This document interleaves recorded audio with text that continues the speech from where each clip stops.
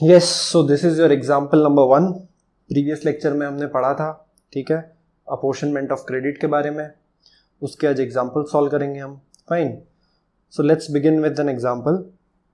Calculate common credit, ineligible credit and ITC to be credited to ECL using following information.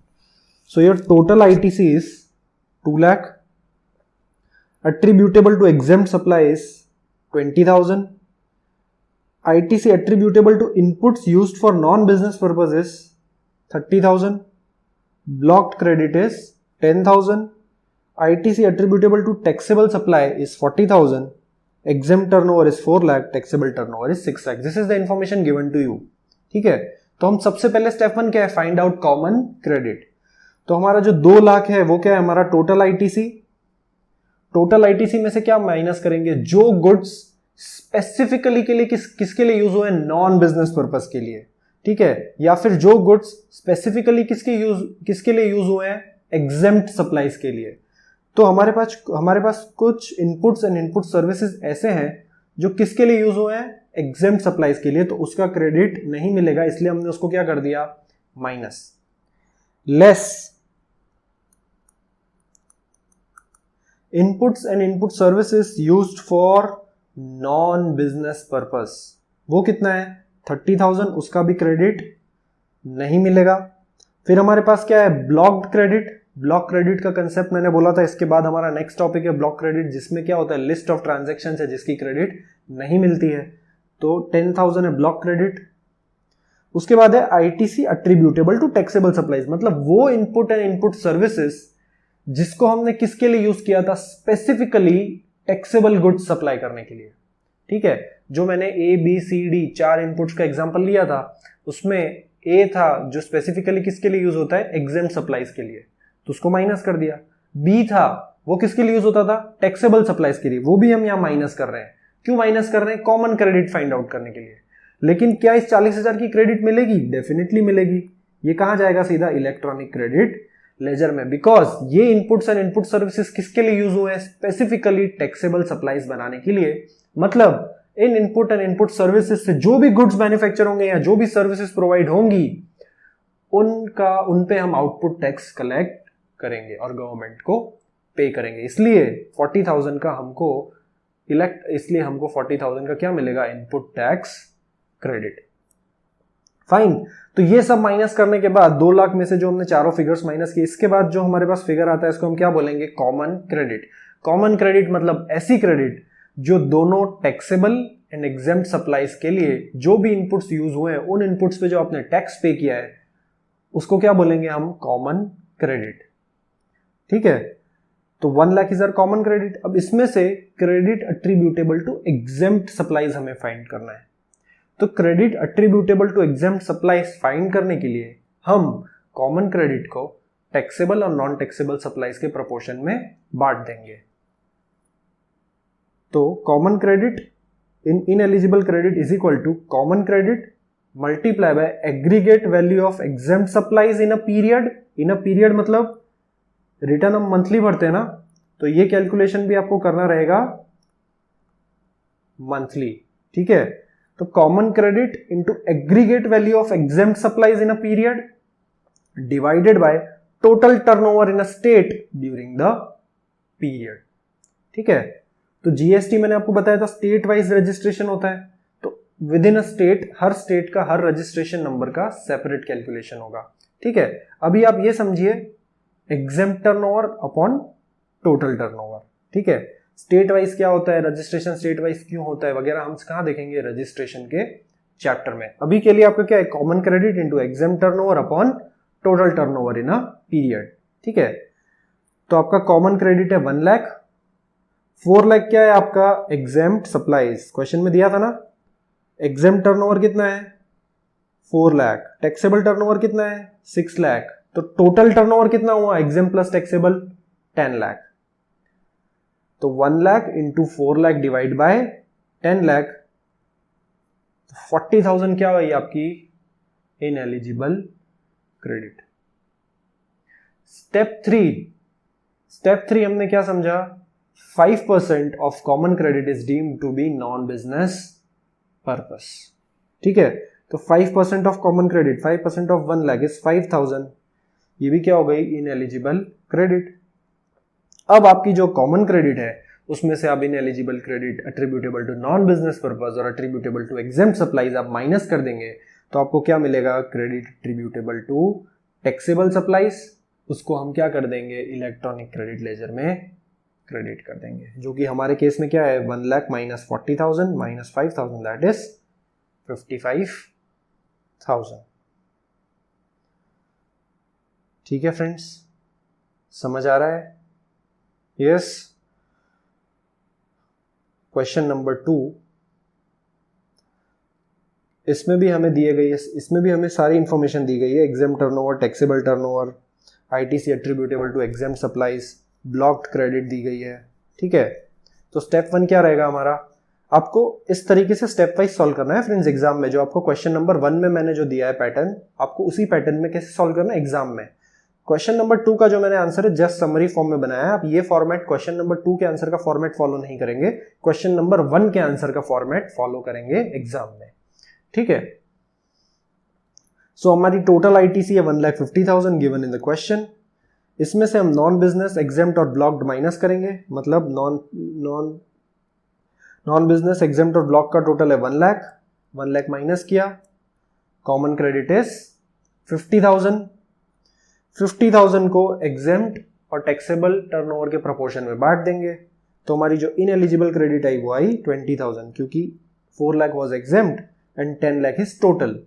ठीक है, taxable plus exempt का is equal to total and total is 10 lakh, तो हमारी ineligible credit जो आई वो आई 20,000। Step 3, 5% of common credit deem to be non business purpose, 50,000 का 5% 2,500 is non business purpose, so 27,500 is our credit, is our input tax credit, is our eligible credit that will be credited to electronic credit ledger। ठीक है friends, revise करिएगा आप इन सारे steps को और logically समझिए, कुछ रटने वाली चीज नहीं है इसमें। ठीक है, एग्जाम सप्लाईज पे अगर आप समझते हैं कि एग्जाम सप्लाईज पे गवर्नमेंट क्यों आईटीसी नहीं देती है, तो आप समझ रहे होंगे कि एग्जाम सप्लाईज पे आईटीसी नहीं मिलती है, इसीलिए ये टॉपिक लाया गया है, जिसमें हमें बताया गया है कि जो कॉमन क्रेडिट है, जो इनपुट्स कॉमनली यूज होते हैं टैक्सेबल और एग्जाम सप्लाई के लिए, ठीक है, जो बी और सी जो हमारे इनपुट्स है वो किसके लिए यूज हो रहे थे, प्रीवियस लेक्चर में जो एग्जाम्पल लिया था उसमें एक्स और वाई के लिए। एक्स क्या था, एग्जेम्प्ट, वाई क्या था, टैक्सेबल। एक्स के सप्लाई पे आप टैक्स कलेक्ट करोगे, नहीं करोगे, क्योंकि वो क्या है, एग्जेम्प्ट। वाई के सप्लाई पे टैक्स कलेक्ट करोगे, क्योंकि वो क्या है, टैक्सेबल। तो इन दोनों को बनाने के लिए कौन से इनपुट्स यूज हो रहे हैं, बी और सी ऐसे इनपुट्स हैं जो इन दोनों में यूज हो रहे हैं। ठीक है, तो उसका आप क्या करोगे, कॉमन क्रेडिट में से एलिजिबल और इनएलिजिबल बाइफरकेट करके जो एलिजिबल वाली है उसको आप कहां ले जाओगे, इलेक्ट्रॉनिक क्रेडिट लेजर में।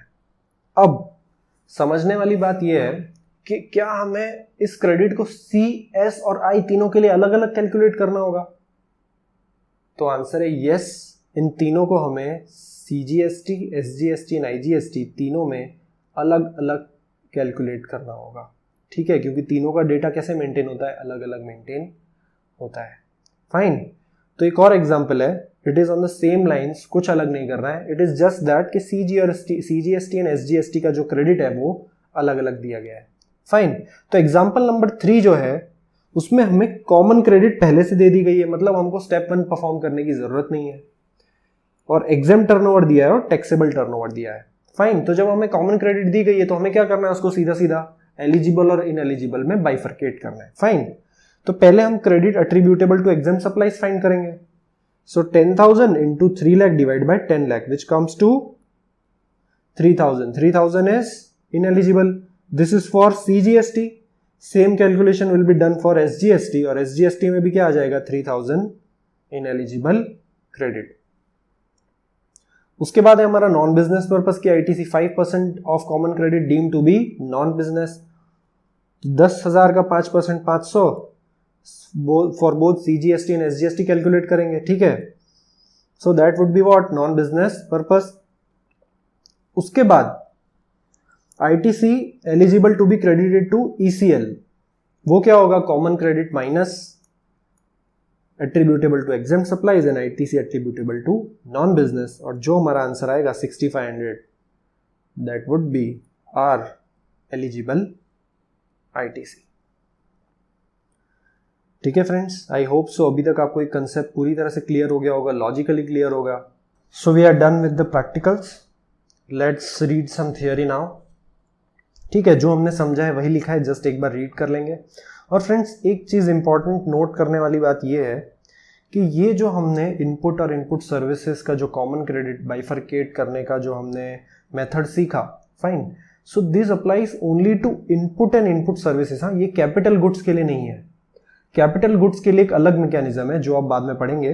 अभी आप जो ये मैकेनिज्म सीखे under section 17 apportionment of ITC, ये किसके लिए है? केवल इनपुट्स एंड इनपुट्स सर्विसेज. ठीक है, this is not for capital goods.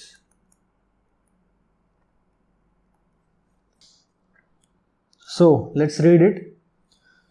Situation regarding apportionment of ITC R S follows के हमें ITC का अपोर्शनमेंट कब करना पड़ता है, उसके लिए सिचुएशन कब अराइज होती है. ठीक है, when goods or services are used by registered person partly for purpose of business and partly for other purpose. Situation number B, when the goods or services are used by registered person partly for making taxable supplies including zero rated supplies and partly for making exempt supplies. मतलब taxable supplies के लिए भी करते हैं input services का use और exempt supplies के लिए भी करते हैं. ठीक है, तो जो एग्जेम्प्ट के लिए करते हैं उनकी नहीं मिलती है, जो टैक्सेबल के लिए करते हैं उनकी मिलती है. लेकिन जिनकी दोनों के लिए करते हैं, जिन इनपुट एंड इनपुट सर्विसेज का यूज दोनों के लिए करते हैं, टैक्सेबल और एग्जेम्प्ट सप्लाईज के लिए, उनका अपोर्शनमेंट करना क्या है? जरूरी है. एंड उसी लिए क्या है, ये टॉपिक है जिसे हम कहेंगे apportionment of ITC. In both the above situations full ITC on inward supplies cannot be taken. Only proportionate ITC is allowed. ठीक है, proportion कौन सा? proportion of exempt to total turnover. ठीक है, exempt to total turnover का proportion, लेकिन किस proportion में? exempt supplies और taxable supplies जिस ratio में होगा उस ratio में divide करेंगे. Fine. When goods or services are used partly for non-business purpose and partly for business purpose, ITC attributable only to business purpose can be taken by registered person. Similarly, where goods or services are partly used for making exempt supplies and partly for taxable supplies, तो ITC attributable to taxable and zero rated supplies can be taken. ठीक है, जो taxable और zero rated supplies है उनका हम क्या ले सकते हैं? Input tax credit ले सकते हैं.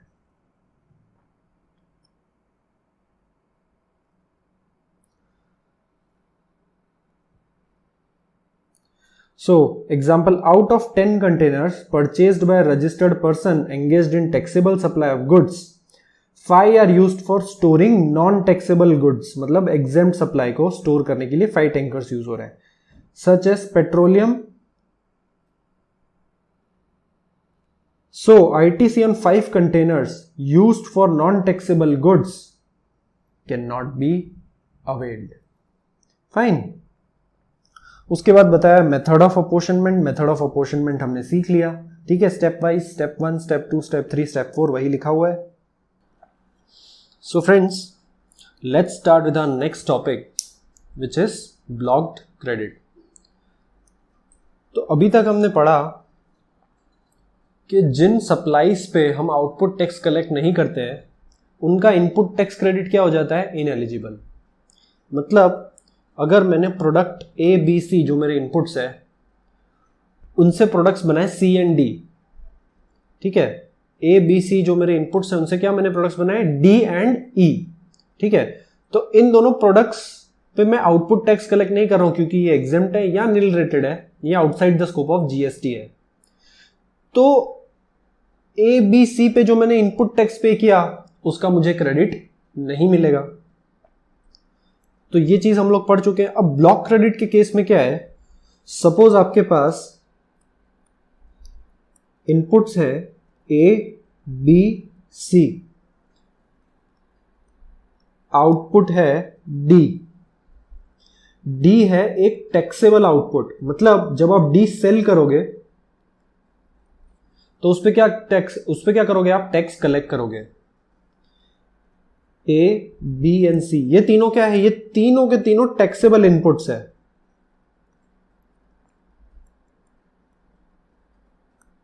यानी जब आपने इनको परचेज किया होगा तो इन पे आपने क्या पे किया होगा? इनपुट टैक्स पे किया होगा। ठीक है। अब ब्लॉक क्रेडिट का कंसेप्ट ये कहता है if N input is listed in the list of blocked credit items तो उसका क्रेडिट आपको नहीं मिलेगा। मतलब सपोज ए, बी और सी में से जो बी है वो सेक्शन 17(5) में ब्लॉक क्रेडिट की लिस्ट में मेंशन्ड है। ठीक है, तो बी पे आपको इनपुट टैक्स क्रेडिट नहीं मिलेगा, उसकी क्रेडिट क्या हो जाएगी? इनएलिजिबल हो जाएगी। भले ही आपने जो आउटपुट टैक्स भले ही आपने जो आउटपुट सप्लाई किया, ठीक है, जो भी आपने सप्लाई किया उस पर आपने टैक्स कलेक्ट किया, लेकिन अगर आपके इनपुट्स में से एक भी इनपुट ऐसा है जो ब्लॉक क्रेडिट में मेंशन्ड है, ठीक है, ब्लॉक क्रेडिट की लिस्ट में है, तो उस पर आपको इनपुट टैक्स क्रेडिट नहीं मिलेगा। फाइन, तो हमारे केस में बी ऐसा है जो 17(5) में मेंशन्ड है। तो अगर सेक्शन 17(5) में बी मेंशन्ड है तो बी की हमको आईटीसी नहीं मिलेगी। तो ये है ब्लॉक क्रेडिट का कंसेप्ट। तो आइए देखते हैं कि लिस्ट में कौन से ट्रांजैक्शंस दिए हुए हैं। ठीक है, so ITC of tax paid on almost every input and input services used for supply of taxable goods or services is allowed under GST except a small list of items provided under section 17(5). तो ये list में कौन कौन से transactions हैं? सो transaction number 1, motor vehicles, vessels and aircrafts. So if I purchase motor vehicles, aircrafts और vessels, और या फिर मैं इनका क्या लूं? इंश्योरेंस, या कराऊं क्या? मैं कराऊं इनकी सर्विस और रिपेयर और मेंटेनेंस।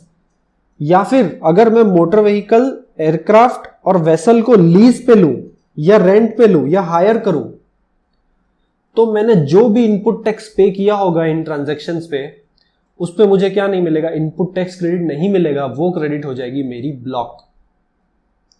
समझ में आ रहा है फ्रेंड्स? अगर मैंने कार बाय की, ठीक है, तो क्या मुझे कार पे इनपुट टैक्स क्रेडिट मिलेगा? नहीं मिलेगा। क्या मैंने कार का इंश्योरेंस लिया तो मुझे उस पे इनपुट टैक्स क्रेडिट मिलेगा? नहीं मिलेगा। अगर मैंने कार को सर्विस करवाया, सर्विस चार्जेस पे जो मैंने टैक्स पे किया, क्या मुझे उसका इनपुट टैक्स क्रेडिट मिलेगा? नहीं मिलेगा। अगर मैंने कार को सपोज लीज पे लिया है कुछ सालों के लिए, ठीक है, तो क्या मुझे उस पे इनपुट टैक्स क्रेडिट मिलेगा? जो लीज रेंट पे किया उस पे जो मैंने जीएसटी पे किया उसका मुझे इनपुट टैक्स क्रेडिट मिलेगा? नहीं मिलेगा। ठीक है, अब क्या बोला है? एक्सेप्ट व्हेन, मतलब मोटर व्हीकल, वेसल और एयरक्राफ्ट पे और उसकी रिलेटेड सर्विस, मतलब insurance service, repair, lease, rent, hire, इस पे इनपुट टैक्स क्रेडिट नहीं मिलता है। लेकिन कब मिलेगा? So there is an exception given, except when used for transportation of goods. अगर मैंने कोई कॉमर्शियल व्हीकल बाय किया, ठीक है, उसको मैं किस लिए यूज कर रहा हूं? अपने गुड्स ट्रांसपोर्ट करने के लिए। ठीक है, तो क्या मुझे उस मोटर व्हीकल पे इनपुट टैक्स क्रेडिट मिलेगा? बिल्कुल मिलेगा। क्यों? क्योंकि मैं उसको किसके लिए यूज कर रहा हूं? ट्रांसपोर्टेशन ऑफ गुड्स के लिए। अगर मैं i10 परचेज करता हूं, ठीक है, चलाने के लिए, फाइन, तो ब्लॉक क्रेडिट का कंसेप्ट ये कहता है कि जो आप कार्स परचेज कर रहे हो उन पे आपको क्या नहीं मिलता? इनपुट टैक्स क्रेडिट नहीं मिलता है। लेकिन अगर मैं उसको गुड्स ट्रांसपोर्ट के लिए यूज कर रहा हूं तो क्या उस पर क्रेडिट मिलेगा? बिल्कुल मिलेगा। अब फ्रेंड्स, समझने वाली बात यह है कि कार्स पे आईटीसी नहीं मिलता है, लेकिन जो कॉमर्शियल व्हीकल्स होते हैं, ट्रक्स, ठीक है, या कोई भी लोडिंग व्हीकल, उस पे आईटीसी मिलता है। ऐसा कैसे पता पड़ता है? क्योंकि कार्स में अलाउड नहीं है कि आप गुड्स को ट्रांसपोर्ट कर सको। गुड्स ट्रांसपोर्टेशन केवल किस में अलाउड है? कॉमर्शियल व्हीकल्स में। ठीक है, क्लियर हो गया? ये एक्सेप्ट व्हेन का ये फर्स्ट एक्सेप्शन है। सेकंड एक्सेप्शन है for making the following taxable supplies. मतलब आप इन तीनों में से कोई भी सप्लाई करोगे तो आपको क्या मिलेगा? Motor vehicle, vessel, aircraft and related service. ठीक है, तो ये जो सारी सर्विसेज है उनके लिए मैं वर्ड क्या यूज कर रहा हूं? Related service. सारी सर्विस मतलब insurance, maintenance, repairs, lease, rent, hire, उनके लिए क्या वर्ड यूज कर रहा हूं मैं? Related services. तो अगर आप ये तीन सर्विस, ठीक है, further supply of such vehicle, transportation of passenger और imparting, driving, flying, navigating such vehicles और कन्वेयंस, ये तीन सर्विसेज अगर आप प्रोवाइड करते हैं, ठीक है, तो आपको ये सर्विस प्रोवाइड करने के लिए जो आपने मोटर व्हीकल, वेसल या एयरक्राफ्ट बाय किया या उस पर जो सर्विसेज ली, उसका क्या मिलेगा? इनपुट टैक्स क्रेडिट मिलेगा। ठीक है, तो एक एक करके समझते हैं। For further supply of such vehicles, suppose मैं कार डीलर हूं, ठीक है, तो मुझे अपने एक शोरूम से दूसरे शोरूम पे कार्स लेके जाने के लिए मुझे एक हैवी ट्रक चाहिए। तो मैंने एक ट्रक बाय किया, मान लीजिए 30 लाख रुपए का, उस पर मैंने 5% जीएसटी पे किया, कितना हुआ? 1.5 लाख रुपए। तो क्या मुझे उस 1.5 लाख की आईटीसी मिलेगी? बिल्कुल मिलेगी। क्यों? Because I am using my truck for further supply of such vehicles, मतलब for further supply of motor vehicles. मैं कार डीलर हूं तो मुझे अपनी कार्स को एक जगह से दूसरी जगह लेके जाना है, तो उसके लिए मैंने क्या बाय कर लिया? एक ट्रक बाय कर लिया। तो उन ट्रक में मैं कार्स को लोड करके लेके जा सकता हूं। तो क्या मुझे उस ट्रक पे आईटीसी मिलेगा? बिल्कुल मिलेगा। अब क्या वो कार्स मेरे लिए गुड्स हैं? बिल्कुल है। तो अगर मैं ये कहूं कि आई am using my truck for transportation of goods, ठीक है, या ट्रांसफर या फिर for further supply of such vehicles, तो बात तो क्या हुई? बात तो सेम ही हुई। ठीक है, तो इस केस में मुझे क्या मिलेगा? आईटीसी मिलेगा। Number 2, transportation of passengers. Now suppose मेरा कैब का बिजनेस है, I hire some cab on rent और ऑन लीज। ठीक है, मैं कुछ लोगों को जॉब पे रखता हूं एज ड्राइवर्स, और मैं क्या कर रहा हूं? ट्रांसपोर्टेशन ऑफ पैसेंजर्स की सर्विस प्रोवाइड कर रहा हूं। तो जो मैंने कार्स, मोटर व्हीकल्स हायर किए, जो रेंट पे लिए, ठीक है, क्या मैं उनको यूज कर रहा हूं ट्रांसपोर्टेशन ऑफ पैसेंजर्स के लिए? बिल्कुल कर रहा हूं। तो ट्रांसपोर्टेशन ऑफ पैसेंजर्स क्या हुआ? मेरा बिजनेस हुआ। तो अल्टीमेटली मैं अपने जो कार्स जो मैंने रेंट पे ली, लीज पे ली, उसको मैं बिजनेस पर्पस के लिए यूज कर रहा हूं। ठीक है, तो मैंने वो जो मोटर व्हीकल रेंट पे लिए, लीज पे लिए या हायर किए, उन पे मुझे आईटीसी मिलेगा? बिल्कुल मिलेगा, क्योंकि मैं उसको पर्सनल पर्पस के लिए यूज नहीं कर रहा हूं। मैं किस लिए यूज कर रहा हूं? For transportation of passengers. समझ आ रहा है फ्रेंड्स? ठीक है। Third one, imparting, training, driving, flying, navigating. Training on driving, flying, navigating. ठीक है, तो इस केस में मेरा एक क्या है? कार ड्राइविंग स्कूल है, मोटर ड्राइविंग स्कूल है। तो मैं जो भी कार्स परचेज करूंगा, रेंट पे लूंगा, लीज पे लूंगा, ठीक है, उनका क्या मुझे आईटीसी मिलेगा? मिलेगा, क्योंकि मैं उसको किसके लिए यूज कर रहा हूं? For imparting training on driving. ठीक है, तो फ्रेंड्स आप लॉजिकली सोचिए, अभी तक हमने जितना ब्लॉक क्रेडिट का ट्रांजैक्शन पढ़ा, उससे पढ़ के ये पता पड़ा कि ये अल्टीमेटली समझाना यही चाह रहा है कि अगर आप बिजनेस पर्पस के लिए यूज करोगे तो क्या मिलेगी? आईटीसी, और नॉन बिजनेस पर्पस के लिए यूज करोगे तो आईटीसी क्या हो जाएगी? ब्लॉक। कैसे पता पड़ता है ये? फर्स्ट एक्सेप्शन क्या है? Transportation of goods. मतलब कह रहा है कि बिजनेस पर्पस के लिए यूज करो, अपने गुड्स को ट्रांसपोर्ट करने के लिए यूज करो। तो क्या मैं आईटीसी ले सकता हूं? तो कंसेप्ट कहता है हाँ, आप आईटीसी ले सकते हो। फिर दूसरा एक्सेप्शन है for further supply of such vehicles, जो मैंने आपको ट्रक वाला एग्जांपल दिया, तो उसमें भी मैं क्या कर रहा हूं? गुड्स ट्रांसपोर्ट कर रहा हूं अपने।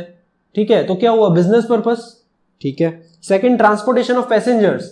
ट्रांसपोर्टेशन ऑफ पैसेंजर्स कौन करेगा? अगर आपका वेफर मैन्युफैक्चरिंग का बिजनेस है तो क्या आप ट्रांसपोर्टेशन ऑफ पैसेंजर्स करोगे अपने व्हीकल से? बिल्कुल नहीं। आप क्या करोगे? ट्रांसपोर्टेशन ऑफ पैसेंजर्स आप कब करोगे? जब आपका कौन सा बिजनेस है? क्या रेंट अ कैब का बिजनेस है, आप कैब रेंट पे लेते हो या परचेज करते हो कार्स, और फिर उनको पैसेंजर ट्रांसपोर्टेशन के लिए यूज कर रहे हो।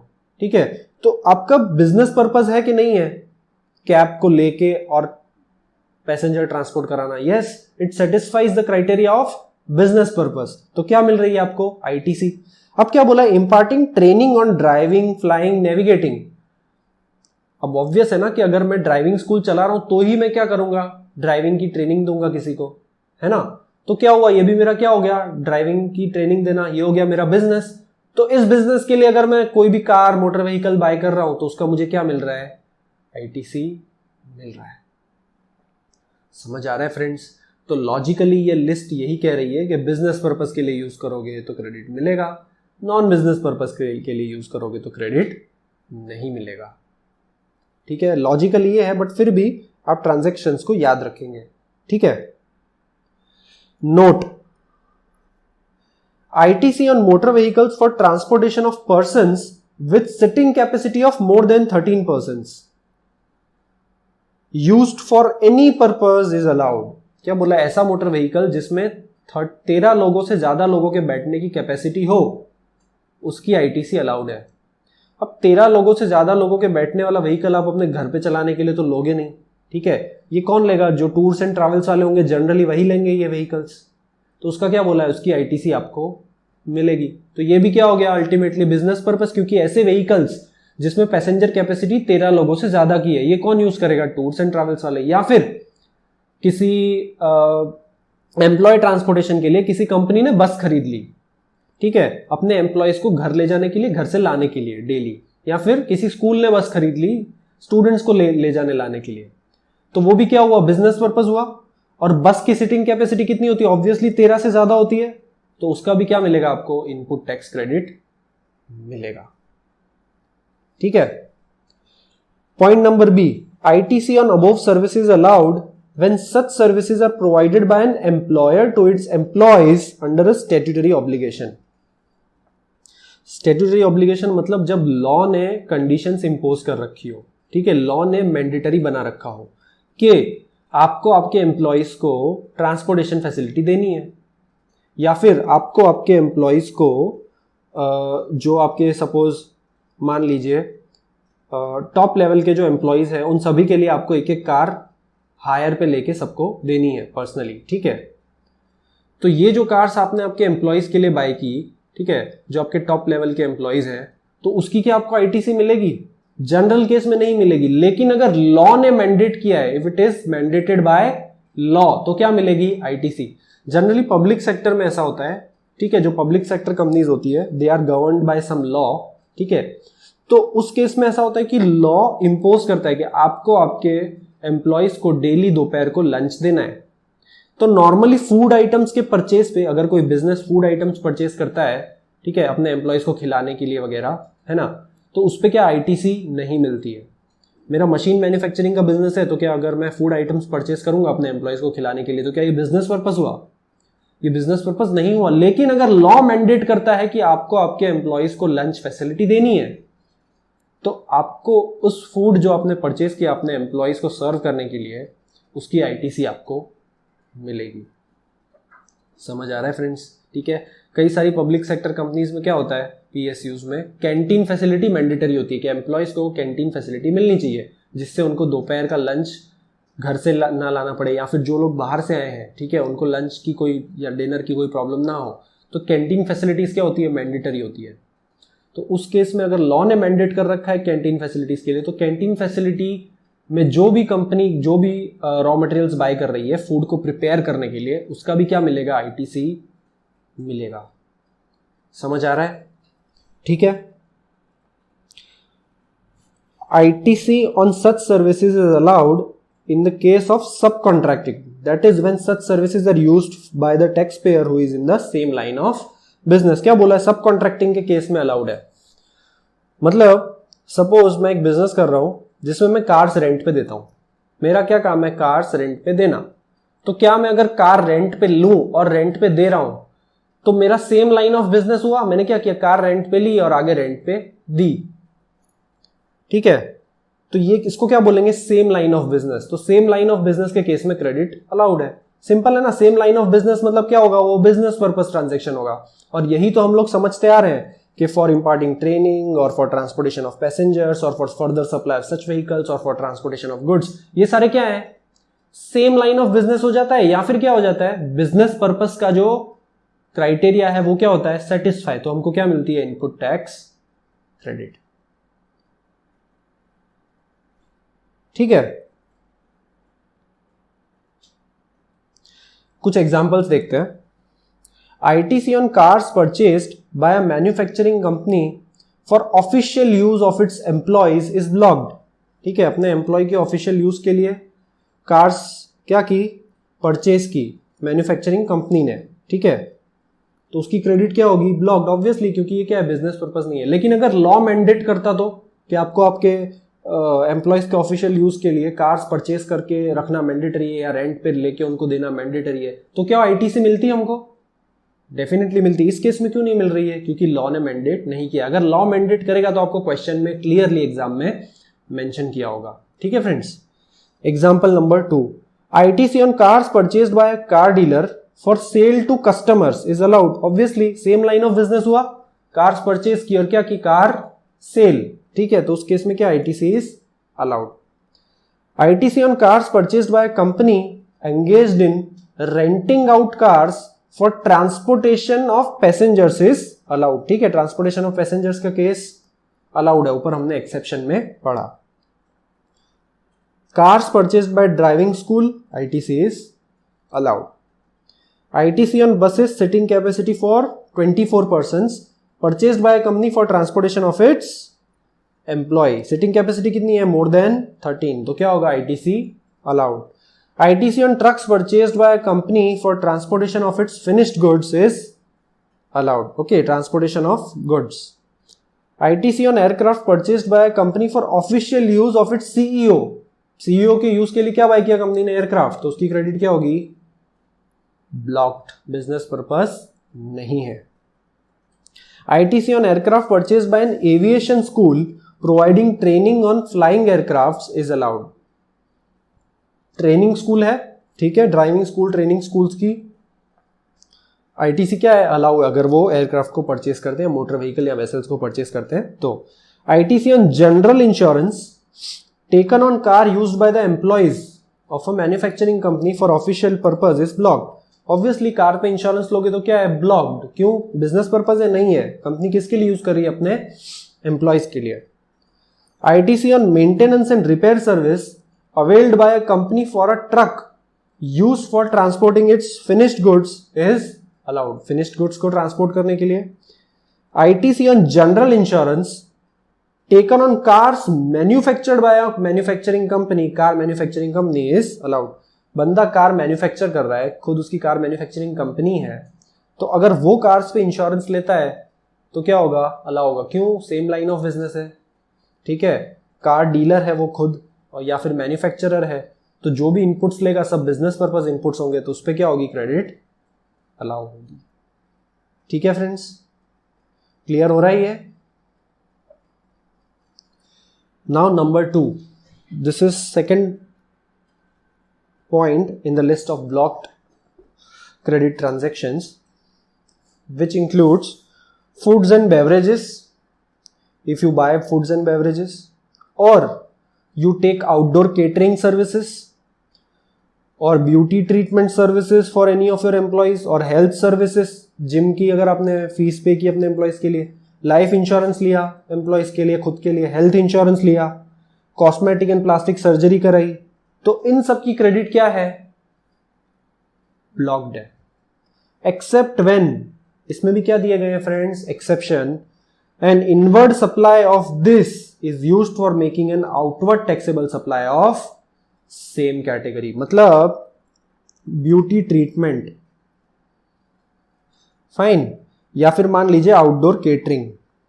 आउटडोर केटरिंग में आपका केटरिंग का ही बिजनेस है, ठीक है, तो आपकी जो केटरिंग टीम है वो एक वेन्यू पे सपोज बुक्ड है, लेकिन आपके पास सेम डे के 3-4 ऑर्डर आ गए, तो आप बोले क्या करूं, मेरे पास तो एक ही टीम है, तो आपने दूसरे केटरर्स को क्या किया, सब कॉन्ट्रैक्ट किया कि आप आओ, मेरा कस्टमर है और आप केटरिंग सर्विसेज प्रोवाइड करो, पैसा आपको किससे लेना है, मुझसे लेना है, और मैं किससे लूंगा, कस्टमर से। मुझे मिस्टर ए ने ऑर्डर दिया कि मुझे केटरिंग सर्विस चाहिए, मेरी टीम क्या थी, बुक्ड, तो मैंने मिस्टर सी को बोला कि आप मिस्टर ए को क्या दो, केटरिंग सर्विस, लेकिन पैसा किससे लेना, मुझसे लेना, क्योंकि मिस्टर ए किसका कस्टमर है, मेरा कस्टमर है, तो मिस्टर ए से पैसा कौन लेगा, मैं लूंगा, फाइन। तो इसको बोलते हैं सब कॉन्ट्रैक्टिंग का ट्रांजैक्शन, मतलब सेम लाइन ऑफ बिजनेस। मैंने आउटडोर केटरिंग सर्विस ली, लेकिन मेरा भी बिजनेस क्या है, आउटडोर केटरिंग का। तो अगर मैं किसी आउटडोर केटरर को ये सब कॉन्ट्रैक्ट करता हूं, या फिर मैं उससे सर्विस लेके अगर आगे प्रोवाइड करता हूं, तो क्या मुझे आउटडोर केटरिंग की आईटीसी मिलेगी, बिल्कुल मिलेगी, क्योंकि क्या लिखा है, an inward supply of these services is used for making outward taxable supply of same category of service. समझ आ रहा है फ्रेंड्स?